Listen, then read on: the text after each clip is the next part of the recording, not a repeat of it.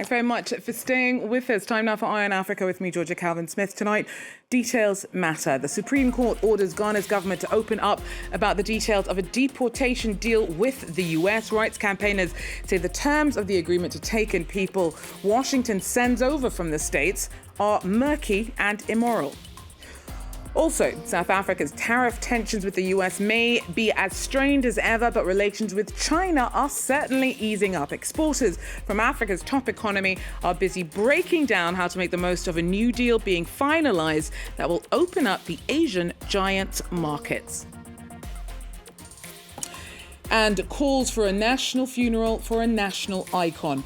The family of the last leader of the Mau Mau movement push for a ceremony to match the legacy of the man lost. General Kiambati wa Njora was a formidable figure in Kenya's independence struggle. But first, Ghana's Supreme Court forcing the government to be more transparent about the details of a 2025 deal with the US meant to allow Washington to send deportees out of the states and into Ghana. Accra's been dragging its feet over opposition calls for more openness about the terms of the agreement with Donald Trump's administration. Our Justice Baidu was in court for us on Wednesday and tells us more about the proceedings. The ruling was unanimous in ordering the Attorney General to make public this agreement that Ghana has entered into with the United States of America that allowed the United States to transport 8 detained deportees to Ghana. The court ordered that the government immediately makes these agreements visible to lawyers of the Democracy Hub, which is the civil society group that has been in court since 2025, asking to see this particular agreement between the two countries. It had been rumored that Ghana agreed to take on in these detainees in return for America to remove a visa ban that the Donald Trump-led government had imposed on Ghana in 2025. I hope, after this process and once we inspect it, if there's a need that we challenge the restrictiveness of the document in the public interest, that's something that we'll take up that step afterwards. We are committed that the people of Ghana, to who the democracy belongs to, can audit the steps of government across all the time. Ghana agreed to take in these deportees who were mainly of West African nationality in 2025 as part of President Donald Trump's crackdown on illegal migrants in the United States. At the time, President John Mahama had said that the country had decided to do this in solidarity with 8 West African neighbors whose citizens were part of these deportees. The plaintiffs' Democracy Hub filed a court action challenging the constitutionality of the government's decision to agree to this plan. Several dozens of these deportees have now been sent to Ghana, according to report. The specific number is still officially not known due to the secrecy that has surrounded this particular agreement. Our Justice Baidu there for us in Accra. Now, China is South Africa's biggest trade partner. The US is number 2. But Pretoria is drawing ever closer to its Asian ally after the two signed the bones of a duty-free deal that will give some South African businesses more access to Chinese markets.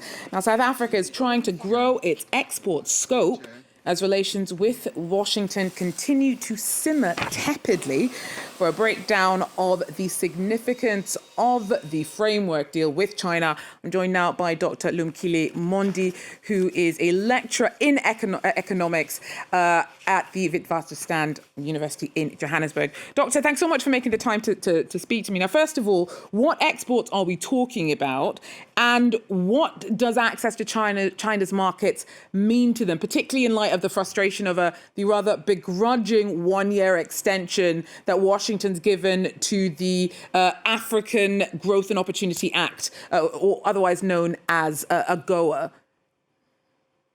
China imports about $400 billion of agricultural goods. As South Africa, as you've stated, China is its biggest trading partner.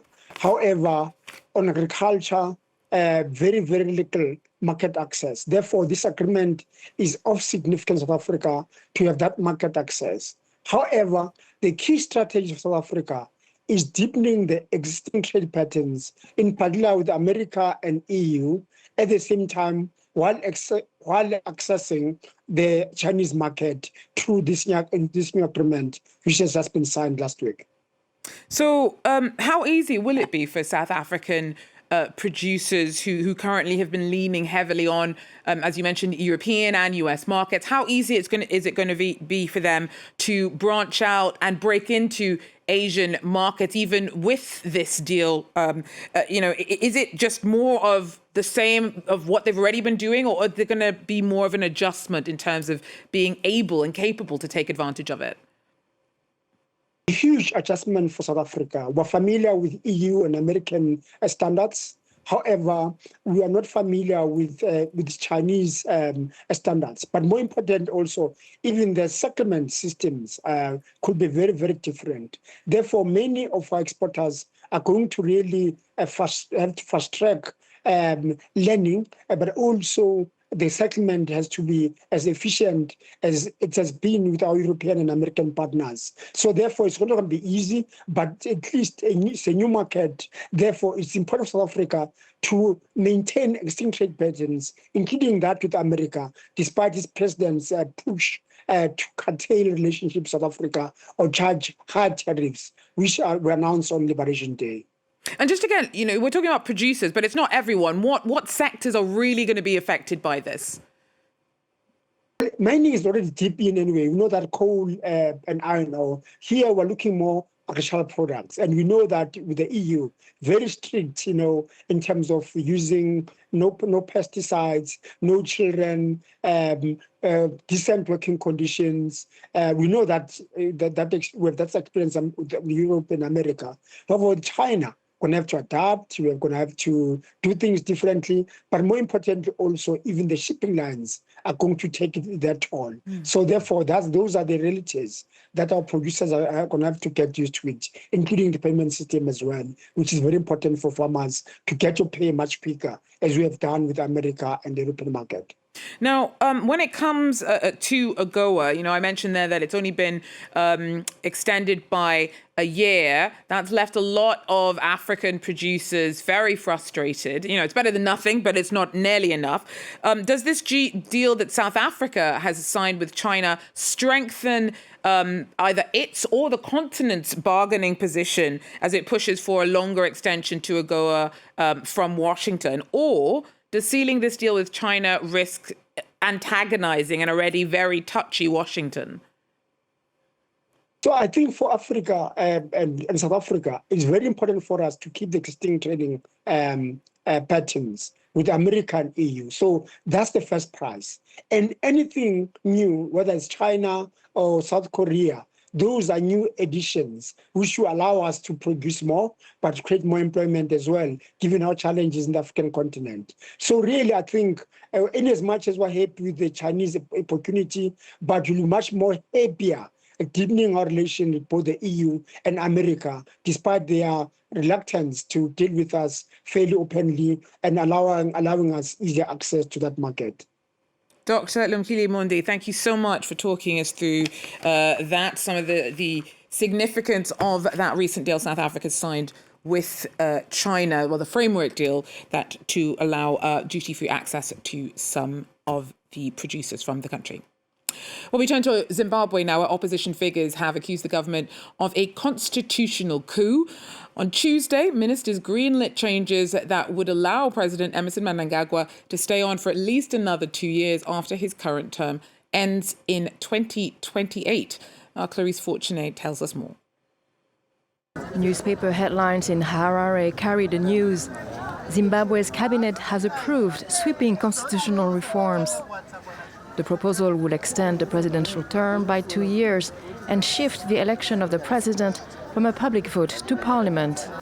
But critics argue the move undermines the two-term limit introduced under the 2013 constitution. Lawyer and opposition figure Tendai Biti says the amendments are unlawful. The proposed amendments are illegal and unconstitutional in that they infringe the term limitation provisions of the Constitution. And more importantly, they seek to do them outside, two referendums. The first referendum approving the removal of the term limit. The second referendum approving the incumbent to benefit from the amendments. For some residents, the constitution must be respected. A president should not rule for a long time, and it's preferable to serve for a short term and give others a chance. It's not normal for a president to serve for like 40 years when we are in a crisis. President Emerson Mnangagwa came to power in 2017 after the military intervened to remove longtime leader Robert Mugabe, ending nearly 3 decades of his rule.